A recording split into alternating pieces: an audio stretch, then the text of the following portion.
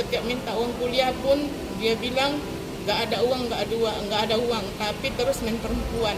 Sampai saya catat itu semua perempuan yang diselingkuhinya 16 orang. Dan yang paling saya sakitkan, dia sampai menikah siri dengan perempuan yang bernama Weni Otriana, janda, anak 2.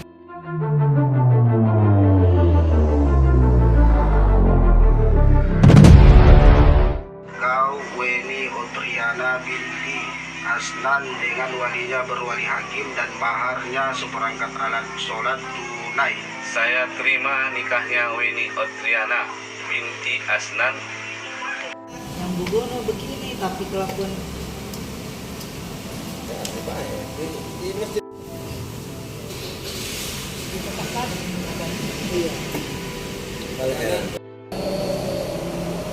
Kemarin itu kan sebenarnya sudah lama lah saya sabar-sabarkan.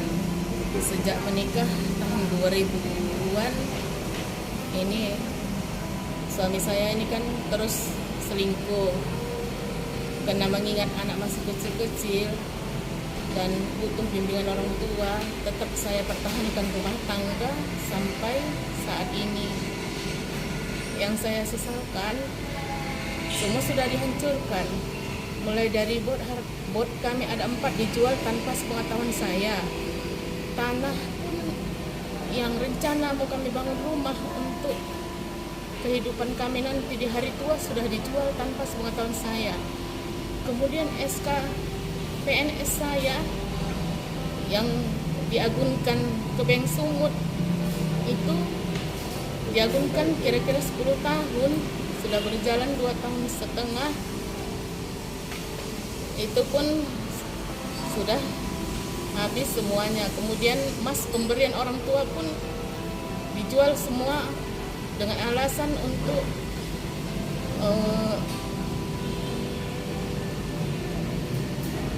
modal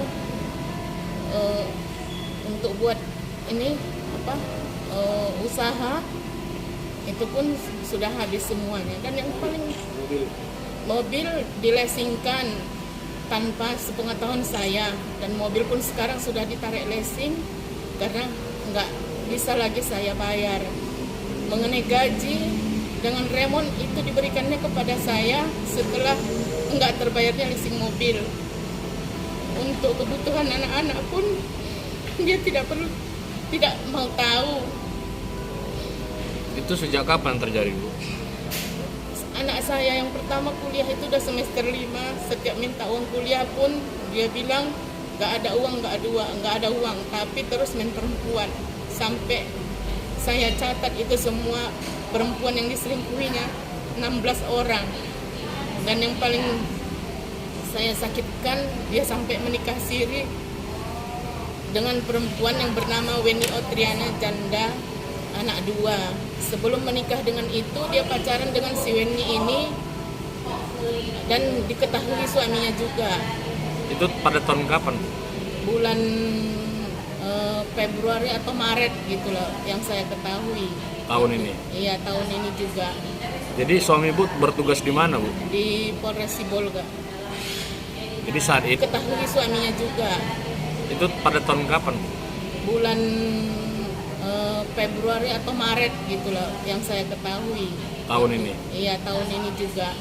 Jadi suami Bu bertugas di mana, Bu? Di Polres Sibolga. Jadi saat ini langkah hukum apa yang Ibu ambil, Bu?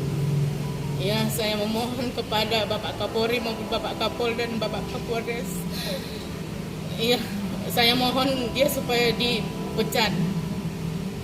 Karena dia pun setiap saya nasihati, dia tetap mengatakan dia siap dipecat. Dia nggak takut dengan Kapolri, dengan Kapolres sekalipun, walaupun saya mengadu ke Presiden di depan anak-anak, tetap itu yang diomonginya. Dia tetap mengatakan sama saya, tak siap saya menghadapi kenyataan dan tak mampu saya menghidupi anak-anak ini karena dengan gaji 1 juta yang saya dapatkan. Jadi sejauh ini, Bu, kemana aja Ibu sudah mengadu, Bu? Kebetulan kemarin udah saya buat itu surat ke Pak Kapolri, ke Kapolda, ke Presiden, dan ke Kapolres, dan sekarang memang sedang ditangani oleh Bapak Kapolres Sibolga. Kemudian yang saya sesalkan itu kan kemarin itu kan saya mengadukan KDRT penganiayaan kawin halangan, tetapi di sana dibilang kalau KDRT itu nggak bisa maju karena saya tidak visum ke dokter. Memang kemarin itu dianjurkan mereka memang ada supaya saya visum, tapi kan saya kan berharap dia bisa kembali lagi sama keluarga saya. Ternyata saya pun disia-siakan dengan anak-anak dengan mengatakan di hadapan anak-anak, kalian tidak anak aku lagi. Itu yang dibilangnya dengan anak-anak saya. Dan sekarang pun kawin halangan ini udah keluar SP2HP-nya, dikatakan bahwasanya itu belum bisa maju. Saya tanyakan ke penyidik, katanya itu karena tidak ada buku nikahnya yang asli seperti buku nikah saya yang asli dengan dia. Dari mana saya didapatkannya itu, Pak? Sementara saya memang masih istri sahnya. Dan ini pun si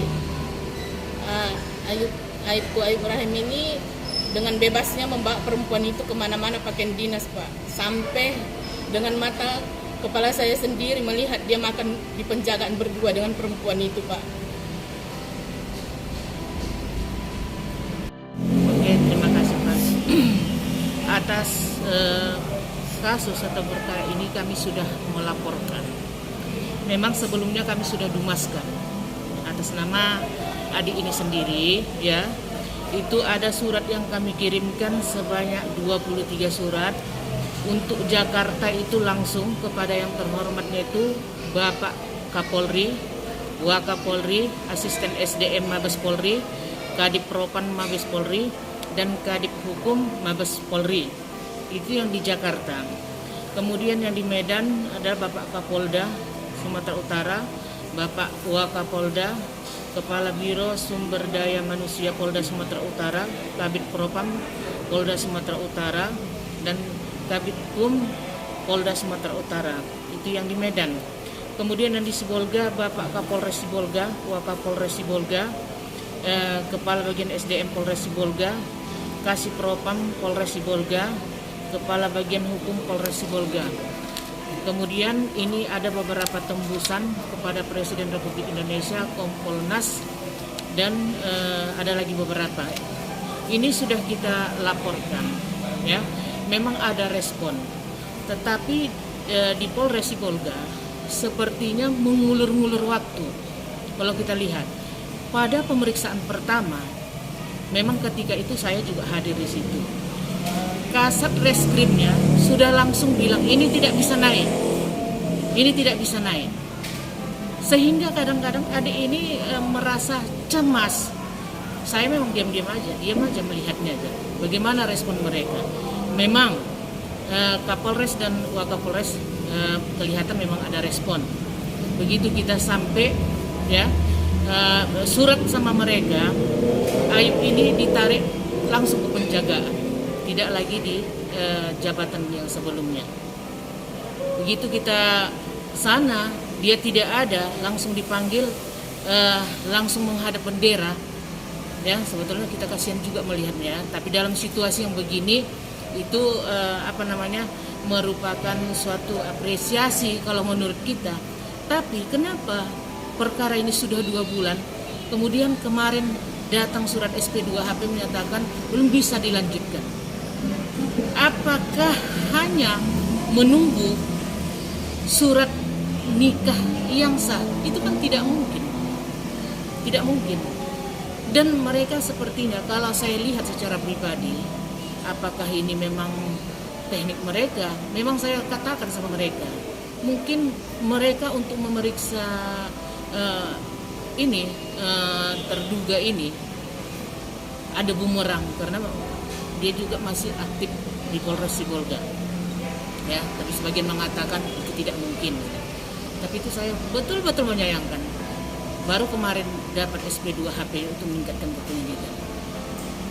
Selama 2 bulan, ya, sementara kan ini laporan ini udah 2 bulan, kenapa begitu lambatnya untuk menindaklanjuti perkara yang demikian?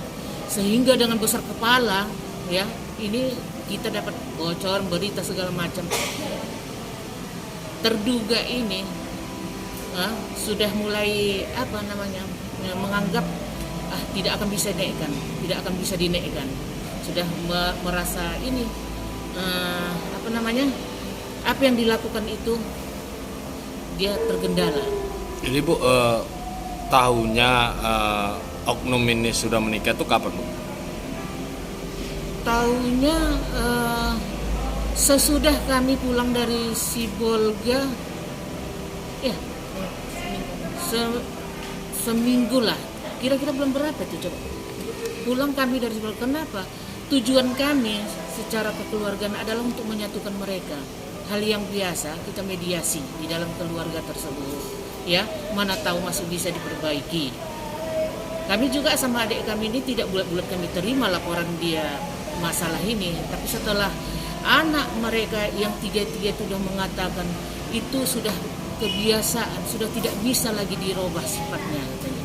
Sudahlah katanya. Bahkan saya menangis waktu mendengar itu. Mereka katakan nggak usah lagi menangis, sudah kami sudah habis air mata kami. Mereka katakan demikian. Kenapa? Karena mereka sudah kuat rasanya menerima ini. Kenapa? Selama bertahun-tahun mereka dibully, apalagi anak kedua ini 3 perempuan, anak yang manis-manis, pintar-pintar, ya, anak yang manis, pintar-pintar, yang selalu patuh kepada kedua orang tua.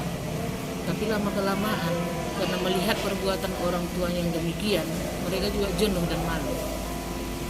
Jadi harapan kita Bu? Ya harapan kita, saya juga sudah pertanyakan sama anak-anak. Kita bisa berharap kalau anak-anak dan istrinya ya tidak sejalan dengan kita, kan susah juga.